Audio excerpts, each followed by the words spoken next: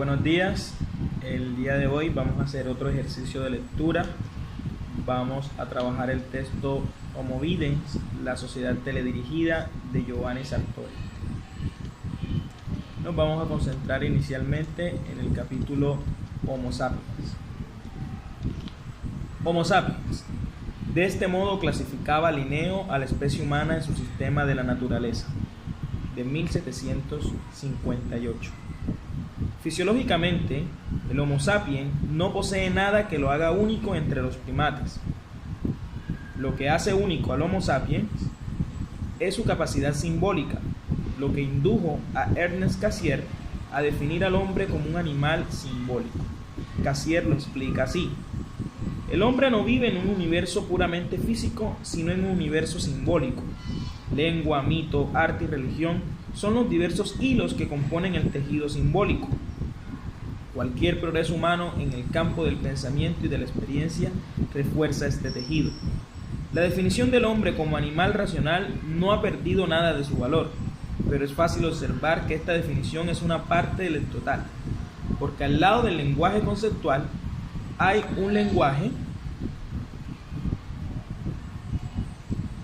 del sentimiento. Al lado del lenguaje lógico o científico está el lenguaje de la imaginación poética. Al principio, el lenguaje no expresa pensamientos o ideas, sino sentimientos y afectos. Página 47 y 49 del texto de Cassirer. Así pues, la expresión animal symbolicum comprende todas las formas de la vida cultural del hombre, y la capacidad simbólica de los seres humanos se despliega en el lenguaje, en la capacidad de comunicar mediante una articulación de sonidos y signos significantes, provistos de significado. Actualmente, hablamos de lenguajes en plural, por tanto, de lenguajes cuyo significante no es la palabra. Por ejemplo, el lenguaje del cine, de las artes figurativas, de las emociones, etc. Pero estas son acepciones metafóricas, pues el lenguaje esencial de verdad caracteriza e instituye al hombre como animal simbólico. Es lenguaje palabra, el lenguaje de nuestra habla. Digamos, por tanto, que el hombre es un animal parlante, un animal loquaz, que continuamente está hablando consigo mismo, y que esta es la característica que lo distingue radicalmente de cualquier especie de ser viviente. A esto se podría replicar que los animales también comunican con un lenguaje propio. Sí, pero no del todo. El llamado lenguaje animal transmite señales, y la diferencia fundamental es que el hombre posee un lenguaje capaz de hablar de sí mismo. El hombre reflexiona sobre lo que dice, y no solo el comunicar, sino también el pensar, el conocer, que caracterizan al hombre como un animal simbólico, se constituyen en lenguaje y con el lenguaje. El lenguaje no es solo un instrumento del comunicar, sino también del pensar. Y el pensar no necesita del ver. Un ciego está obstaculizado en su pensar por el hecho de que no puede leer y por tanto tiene un menor soporte del saber escrito, pero no por el hecho de que no ve las cosas en las que piensa. A decir verdad, las cosas en las que pensamos no las ve ni siquiera el que puede ver, no son visibles. Las civilizaciones se desarrollan con la escritura, y es el tránsito de la comunicación oral a la palabra escrita lo que desarrolla una civilización. Pero hasta la invención de la imprenta, la cultura de toda sociedad se fundamenta principalmente en la transmisión oral. Hasta que los textos escritos son reproducidos a mano por amanuenses, no se podrá hablar aún del hombre que lee. Leer y tener algo que leer fue hasta finales del siglo XV un privilegio de poquísimos doctos. El Homo sapiens, que multiplica el propio saber, es pues el llamado hombre de Gutenberg.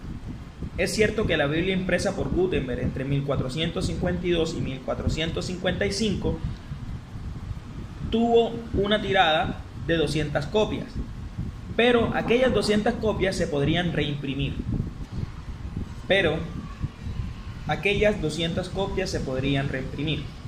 Se había producido el salto tecnológico.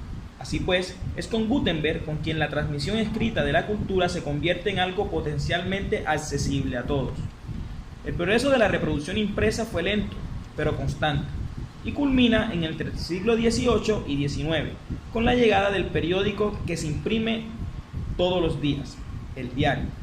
Al mismo tiempo, desde mediados del siglo XIX en adelante comienza un nuevo y diferente ciclo de avances tecnológicos. En primer lugar, la invención del teléfono. Después de la del teléfono, de Alexander Graham Bell, con estos dos inventos desaparecerían las distancias y empezaba la era de las comunicaciones inmediatas. La radio, que también eliminaba distancias, añade un nuevo elemento, una voz fácil de difundir en todas las casas. La radio es el primer gran difusor de comunicaciones, pero un difusor que no menoscaba la naturaleza simbólica del hombre, ya que, como la radio habla, difunde siempre cosas dichas con palabras, de modo que libros, periódicos, teléfonos, radios son todos ellos, en concordancia, elementos portadores de comunicación lingüística. La ruptura se produce a mediados de nuestro siglo con la llegada del televisor y de la televisión. La televisión, como su propio nombre indica, es ver desde lejos, es decir, llevar ante los ojos de un público, los espectadores, cosas que puedan ver en cualquier sitio, desde cualquier lugar y distancia.